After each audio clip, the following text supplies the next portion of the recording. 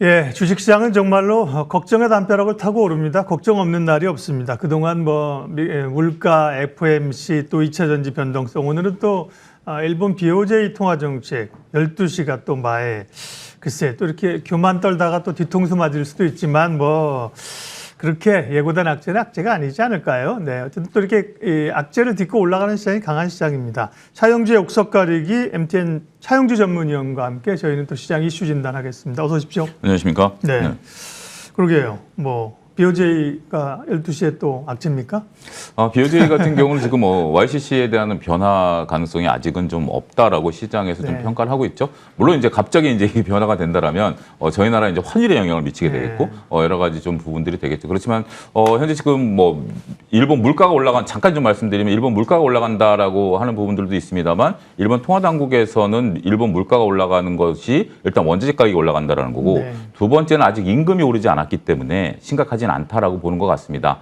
물론 이제 일본에 우리가 여행을 가거나 현재 계신 분들 보면 외식 물가라든지 소비자 물가는 많이 올라 있긴 합니다만 정책 당국, 금융 당국이 보는 거와는 시각 차이가 좀 존재하고 있는 것들이 사실이죠. YCC에 대한 어떤 변화에 대한 부분들을 우리가 많이 기대를 하고 있습니다만 글쎄요, 뚜껑이 열려봐야 되긴 하겠습니다만 전반적인 뉴스 플로우의 기조는 큰 변화가 없지 않겠는가 이번에는 그게 이제 주류다 이렇게 설명드릴 수가 있겠습니다. 한 6개월 됐습니까? 그때도 이제 이 YCC라는 게 결국 이제 금리 정책을 가져가는데 그 밴드를 위쪽으로 조금 올린 거죠. 네. 금리를 올리는 건 아닌데 밴드를 올려서 그때도 그러면 이제 엔캐리 자금들이 다시 일본으로 들어가고 자금 빠진다. 하루 정도 충격이 있었는데 그 다음에는 별로 영향은 없었어요. 네. 그래서 큰 영향은 없을 걸로 보고요. 12시에 식사하러 가셔도 될 것 같습니다. 네.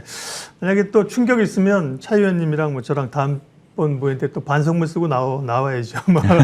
예, 오늘의 주제 한번 보여주십시오. 오늘은요.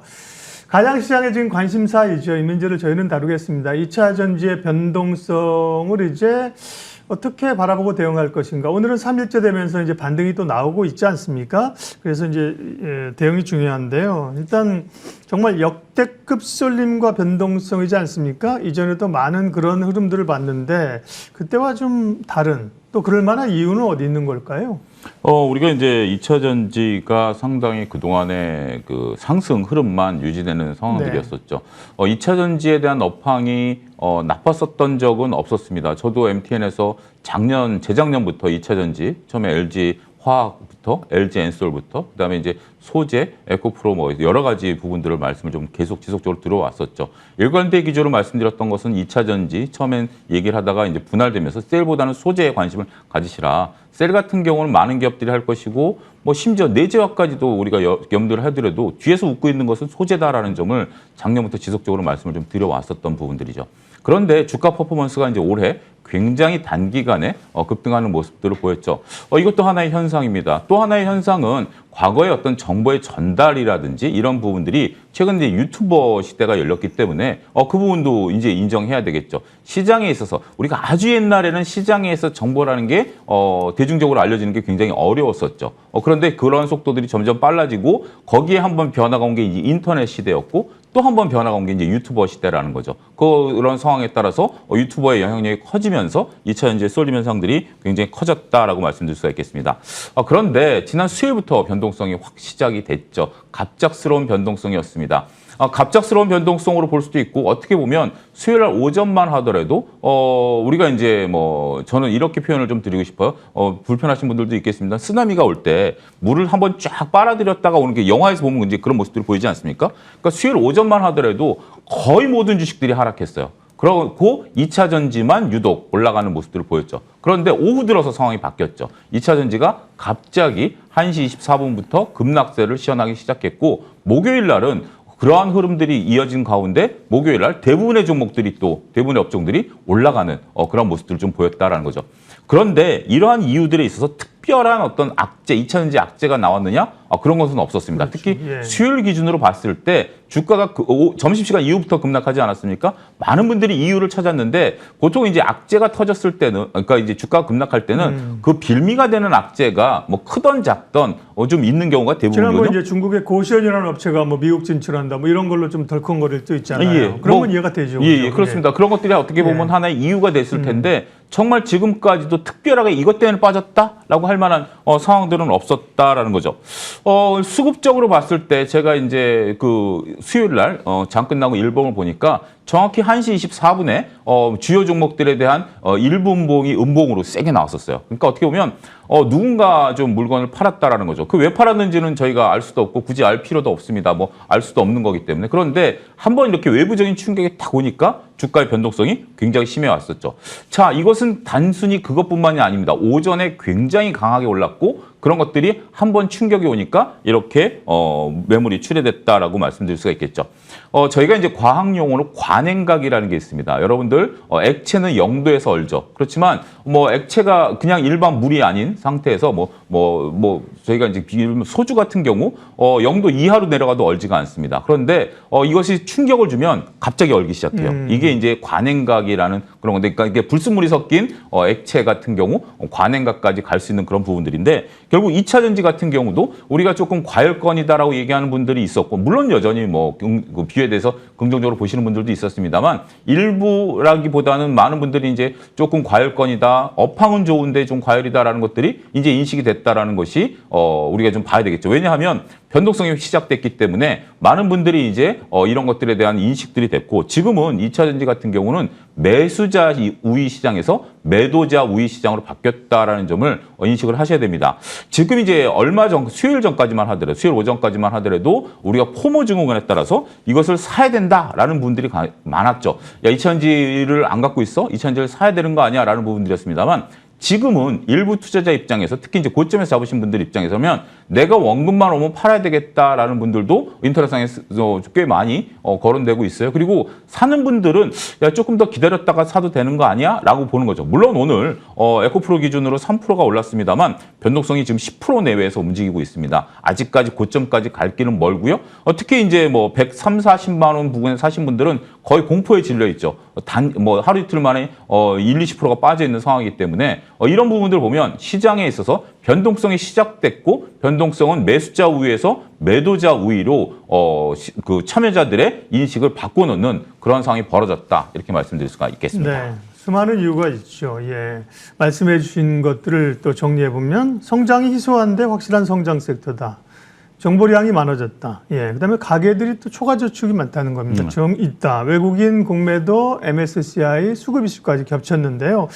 그러면 이런 변동성이 언제쯤 과연 끝날 것이냐? 이 질문은 적절치 않은 거고, 그 언제 시점을 어떻게 알겠어요, 그죠? 다만 이 변동성이 언제쯤 정상화되면서 좀 지금보다 축소되면서 잦아들 것이냐? 어떻게 보세요? 두 가지 가능성을 우리가 같이 봐야 될 것 같습니다. 일단 한번 충격이 시작이 되면 단기간에 이 충격이 완화된다라고 보기는 어렵습니다. 조금 우리가 당일 수요일 기준으로 봤을 때 변동성이 굉장히 컸죠. 굉장히 세게 얻어맞은 겁니다. 이런 표현도 또 부적절해 보긴 합니다. 우리가 그냥 잘 가다가 갑자기 돌풀이에 걸려서 이렇게 주춤하는 경우가 있지 않습니까? 그러면 갑자기 이제 우리도 충격이 온 거죠. 그러면 내가 왜 이러지? 돌풀이 됐나? 돌이 왜 돼 있나? 내가 걸음을 잘못했나? 이제 이런 상황들이 좀 벌어진 거예요. 한번 좀 되돌아봐야 되는 그런 상황이 온 거죠. 그런데 이게 좀 굉장히 세게 온 겁니다. 세게 왔기 때문에 이것들이 잦아들기에는 일정 부분 물리적인 시간이 필요하다는 것을 인정하셔야 될 겁니다. 단기간에 여러분들 지금 차트를 놓고 본다라면 차트를 계속 돌려보십시오. 이렇게 고점에서 변동성이 세게 나온 것이 다음 날 말아올린 경우가 과연 몇 번이나 될까요? 없지는 않습니다. 하지만 확률적으로 봤을 때는 그렇죠. 한 자리 이하일 겁니다. 굉장히 희박합니다. 그것이 첫 번째고요. 그러면 한 자리 이하라도 그런 경우가 있지 않았느냐라고 반문하시는 분들이 있을 수 있어요. 그런 경우에는 대체적으로 봤을 때 새로운 뉴스거리가 나왔다라는 거죠. 뭔가 이 상황을 극복할 수 있는 새로운 뉴스가 나와가지고 이것을 극복해야 하는 경우를 제외하고 단순하게 새로운 뉴스가 없이 그냥 거래량이 안정을 찾는 데까지는 굉장히 어려운 시간이 걸릴 것이다라고 좀 말씀드릴 수가 있겠습니다.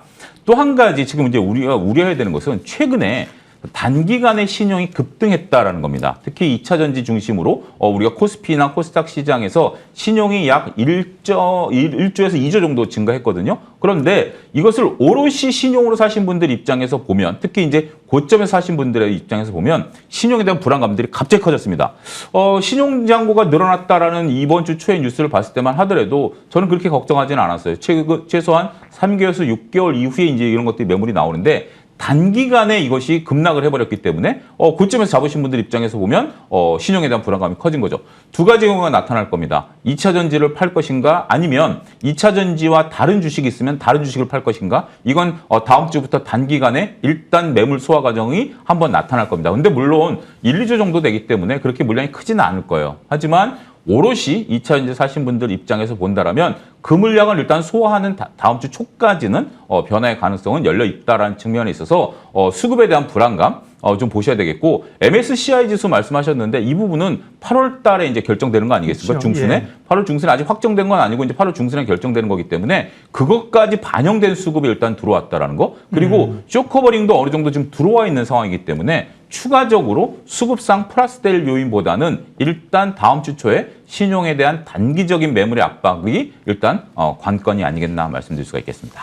그러면 2차 전지에 지금 순간적으로 과도하게 쏠린 이 수급이 이런 변동성으로 인해서 타 섹터로 상당 부분 이동할까요? 이동한다면 어느 쪽이 가능성이 높을까요?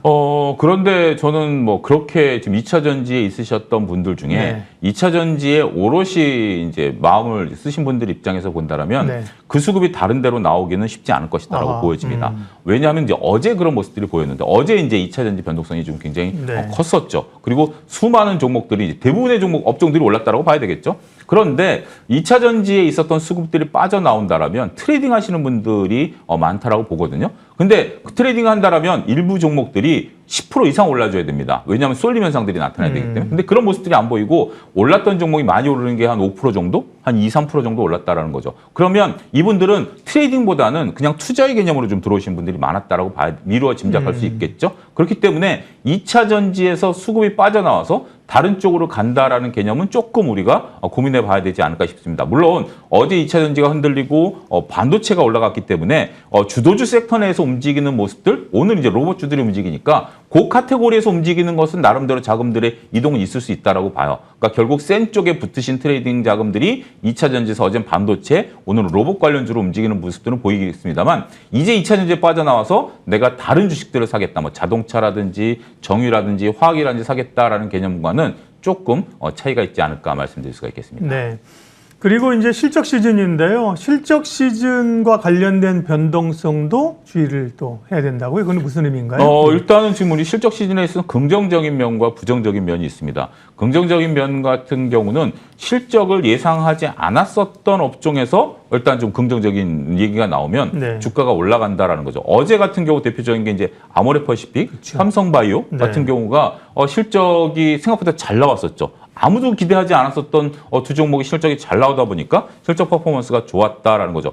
최근에 CJ, CGV도 마찬가지입니다. 정말 뭐 이렇게 단기간에 30%가 올랐어요. 우리가 이제 뭐 영화 산업 정말 어렵다, 증재한다 뭐 이렇게 했었습니다만 나름대로 지금 실적이 좀 나온다라고 하니까 단기간에 주가가 급등하는 모습을 보였고, 조선주 같은 경우도 오늘 삼성중공업이 굉장히 치고 나가죠. 결국 흑자가 늘어났다라는 부분들, MTN에서 계속 말씀드렸습니다. 흑자가 어느 정도 늘어나야 되느냐 이런 부분들인데 그런 것들이 확인이 되다 보니까 상당히 아웃퍼폼하는 그런 모습들을 좀 보여주고 있고, 기아도 마찬가지 형국이다라고 말씀드릴 수가 있겠죠.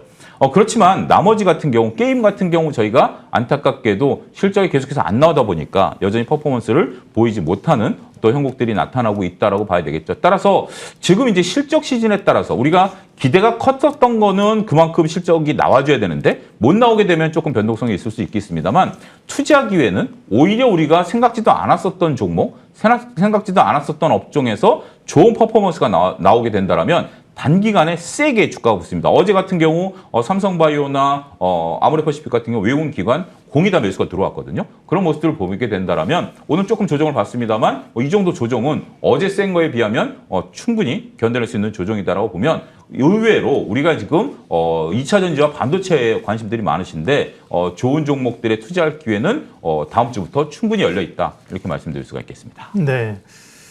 다행스러운 건 2차 전지는 이제 그 기본이 있다는 거죠, 그죠? 성장 그렇습니다. 물론 이제 성장성을 얼마나 빨리 땡겨 쓰느냐에 이제 주가에 반영하느냐의 문제지 사실은 실적이 나오는 국면이기 때문에요. 이전에 뭐 특정 급등했던 제약바이오나 그죠? 뭐 또 새로운 기술이랑 비교하는 뉴스까지 나오던데 그런 것하고는 좀 결이 다른 실체가 있는 상황이라 그래서 이제 2차 전지 수급이 한꺼번에 다 쑥 썰물처럼 빠지지는 않을 거라고 이제 보시는 이유도 저는 있는 이렇게 거고요. 표현을 네. 드리고 싶어요. 말씀하신 뭐 네. 새로운 기술이나 이런 것들은 어떻게 보면 단순히 기대감만이었잖아요. 그렇죠. 근데 2차 예. 전지 같은 경우는 우리가 이런 표현을 드리는 게 적절할 것 같아요. 우리가 이제 미래를 보면 2차 전지 같은 경우는 정말 실적 퍼포먼스가 좋을 겁니다. 네. 이 실적을 땡겨왔는데 여기서 약간 흔들리면 우리가 제 손과 손 사이에 이렇게 선이 있다라고 말씀드리겠습니다. 여기서 잠깐 흔들리면 여기는 어떻게 흔들리죠?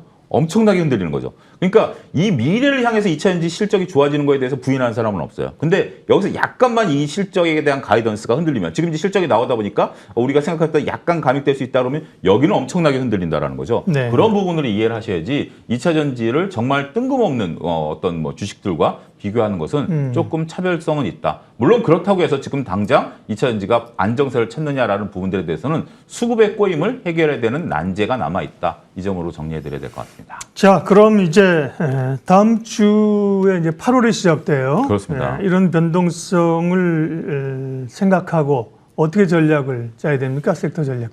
일단 뭐 미국 같은 경우도 그동안 12일 동안 상승세가 오늘 마감하지 않았습니까? 그러면 이제 오늘 밤에 미국 같은 경우 어떻게 되는지를 봐야 될 것 같아요. 미국이나 우리나라나 본격적인 이제 실적 시즌이고 미국 같은 경우는 이제 뭐 FOMC에 대한 어떤 부분들도 이제 끝난 부분들 아니겠습니까? 그렇기 때문에 일단 다음 주부터는 본격적인 이제 실적 시즌이 시작이 되는 겁니다. 따라서 실적에 따라서 변동성이 계속해서 보일 가능성이 있어요. 특히 미국이 일단 상승 흐름을 이어가지 못한다라면 우리나라의 변동성은 단기간엔 커질 가능성이 있다라고 봐야 되겠죠. 더군다나 이제 우리나라 펀드 매니저분들이 다음 주면 미루어 짐작컨대 대부분 휴가를 가실 가능성이 높은 거죠. 이번 주, 다음 주, 다다음 주까지 휴가철이다라는 것도 감안하셔야 될 것 같아요. 그래서 거래량이 지금 2차 전지를 빼고 나면 거래량이 급감한 상태거든요. 그런 부분들이기 때문에 작은 뉴스에 따라서 변동성이 나타나는데 그렇다면 두려움에 빠지실 필요는 없다라고 봐요. 저는 오히려 우리가 생각지도 않았었던 종목에서 좋은 주가의 탄력성이 나타날 가능성이 있기 때문에 현금을 잘 활용하셔서 우리가 기대가 높았었던 많이 알던 주식이 빠진 거에 대한 물타기보다는